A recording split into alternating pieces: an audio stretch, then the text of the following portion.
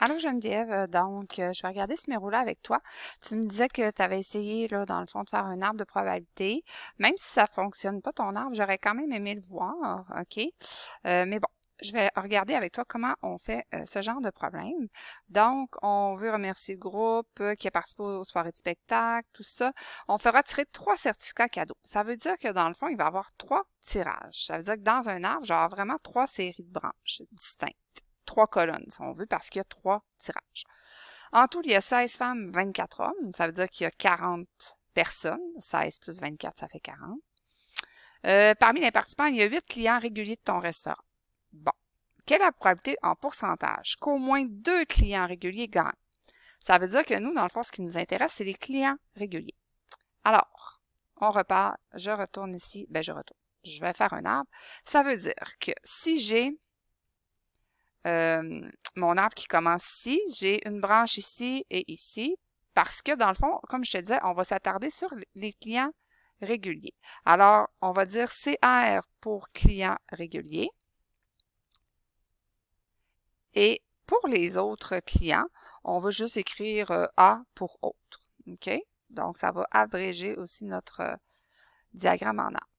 Alors, j'ai les clients réguliers et j'ai les autres. Au premier tirage que je fais tirer pour mon certificat cadeau, c'est soit que je tire un client régulier ou un autre client. C'est quoi les probabilités que je tire un client régulier? C'est 8 sur 40, parce qu'on se rappelle qu'il y a 8 clients réguliers et qu'il y a 40 clients au total. Alors, c'est quoi la probabilité que je pige un autre client? Ben, c'est 40 moins 8, ça veut dire 32 sur 40 pour les autres clients. Maintenant, on continue. Je vais prendre une autre couleur. Si j'ai pris au premier tirage un client régulier, au deuxième tirage, je peux encore prendre un client régulier et je peux piger par contre un autre client aussi. Même chose ici. Si j'ai pris un client autre, je peux quand même au deuxième tirage avoir un client régulier ou un autre client.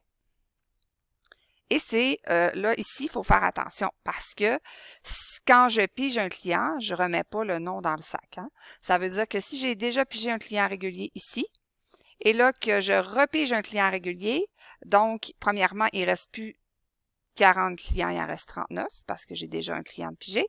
Et ici, il va m'en rester 7. Pour les autres clients, je vais avoir aussi 39 parce que j'ai un client de pigé, mais j'en ai encore 32 parce qu'au premier tirage, j'avais pris un client régulier.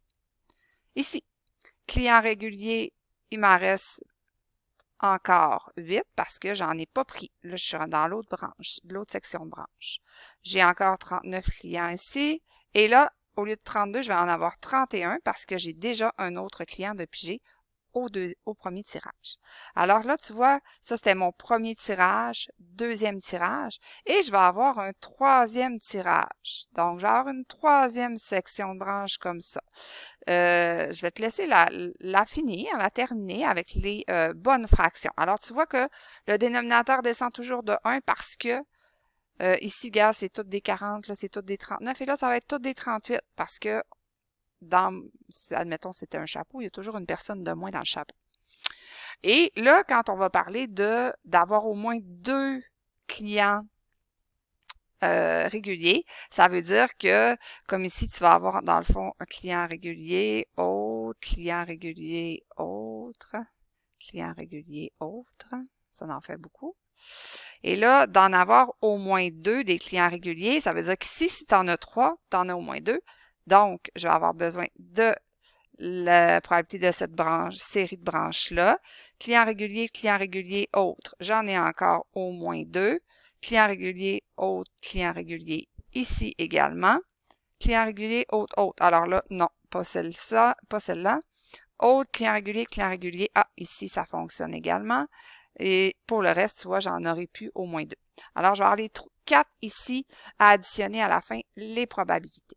Je te laisse terminer l'arbre des probabilités et trouver les probabilités que l'on cherche. Alors, j'espère que ça t'a éclairé. S'il y a autre chose, n'hésite pas. Bonne fin de journée.